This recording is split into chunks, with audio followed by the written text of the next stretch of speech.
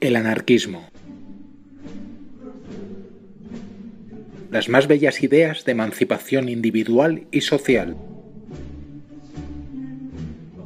Quizá el sistema y el pensamiento sobre el que se han vertido mayores falsedades.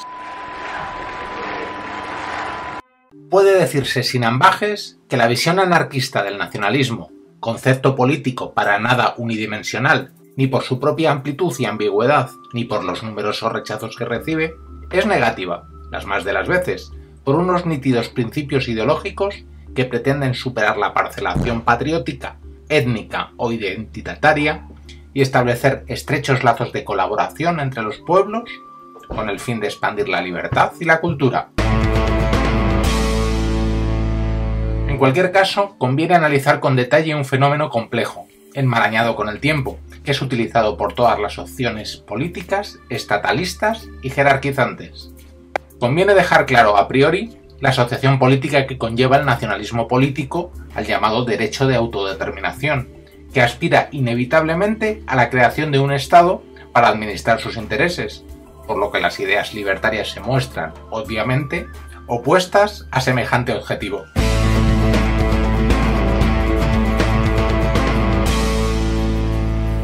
En el protoanarquismo se puede comprobar que Proudhon observa a la nación disociada del Estado, como parte de un engranaje de organización federativa, clave para la construcción del internacionalismo en la futura sociedad.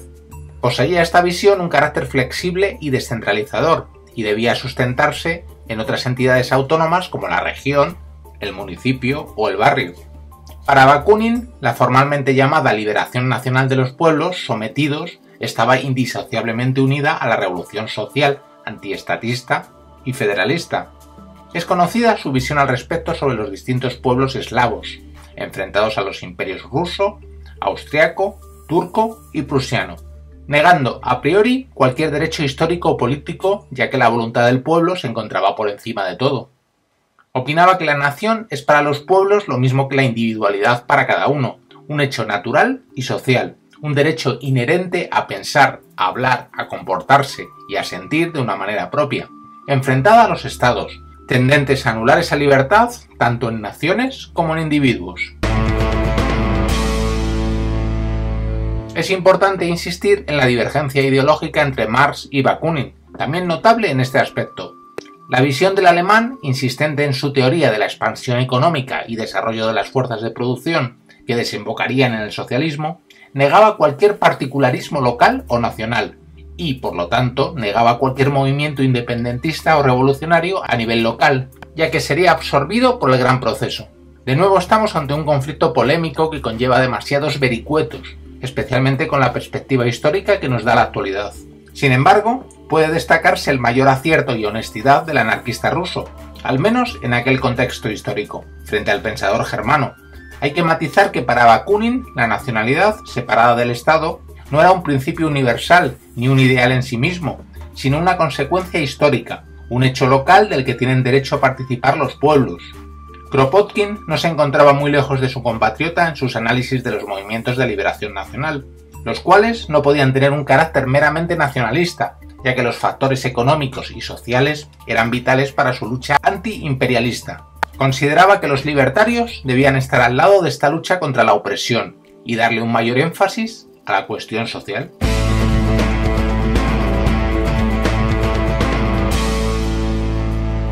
Es más, la Primera Internacional nace en gran medida por la consideración de que la llamada liberación nacional solo era sinónimo de explotación nacional. La proclamada nación solo tenía cadenas para los trabajadores. Puede expresarse como que los obreros no tenían país y se organizaron en la Internacional. Conocida es también la divergencia entre seguidores de Marx y de Bakunin, sospechosos los anarquistas de que el autor del Capital quería convertir la organización en un estado tan represivo como los feudales o los nacionales. Las versiones posteriores de la Internacional no tuvieron ya en su seno a los anarquistas, hasta tener el colofón de una organización amoldada a la Unión Soviética, al partido dirigente de la misma y a su fundador Lenin. Aunque el propósito de la Tercera Internacional pretendía ser el derrocamiento del capitalismo, el proceso desarrollado en el Estado ruso no dejaba de ser similar a los de las naciones capitalistas. La explotación y el saqueamiento de recursos se hizo igualmente, con una fuerza policial cada vez más poderosa que dirigía su represión contra el interior de la nación, y así el comunismo se convirtió en equiparable a una organización totalitaria de perfecto control. Así, en los países totalitarios, en los que la burguesía no llegó a crear una nación poderosa, el papel lo cumplió otra clase con un discurso diferente pseudo-revolucionario, aunque no dejaba de producirse la explotación capitalista y especialmente la opresión nacional. Incluso los herederos de Lenin y Stalin, ante el obvio fracaso en acabar con la explotación del hombre por el hombre y con el trabajo asalariado, empezaron a hablar de liberación nacional. Este concepto presuponía, como es obvio, un Estado, una organización social jerarquizada con sus fuerzas policiales, y hacía hincapié en una supuesta liberación económica, sin que haya nada del componente romántico que tenía el nacionalismo en sus orígenes. Visiones sácratas posteriores, como muestra Freddy Pellman en El persistente atractivo del nacionalismo, llegan a considerar que sin capital, sin un proceso de producción capitalista, el cual se produjo igualmente en los llamados países socialistas y en los fascistas, no habría poder ni nación. Los líderes, así como toda clase de directivos generales, son parte nacional y parte del proceso de producción capitalista. Rudolf Rocker, otro gran pensador y activista ácrata, en su obra Nacionalismo y Cultura, se muestra claramente reacio al concepto que nos ocupa al ver una voluntad de poder detrás de todo lo nacional y considerar que el aparato del Estado nacional y la idea abstracta de nación han crecido en el mismo tronco. La separación de unos pueblos y otros tiene su génesis y su fortalecimiento en la opresión política de los estados. Consideraba el teórico alemán que existía una clara ruptura entre la cultura y el nacionalismo, ya que era mucho más influyente en el individuo su entorno intelectual que el llamado espíritu nacional. El nacionalismo cultural es indisociable de su vertiente política, mostrando las mismas aspiraciones de dominio.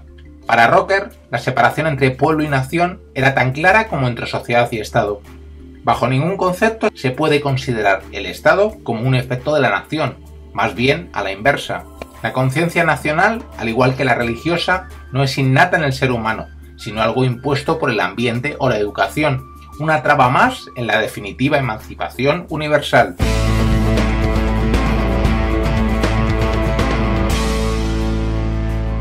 Es este criterio el que, bajo nuestro punto de vista, más se ajusta a la visión general anarquista, el de considerar a todo nacionalismo fundamentalmente reaccionario, ya que pretende la uniformización de una comunidad en base a unas creencias predeterminadas.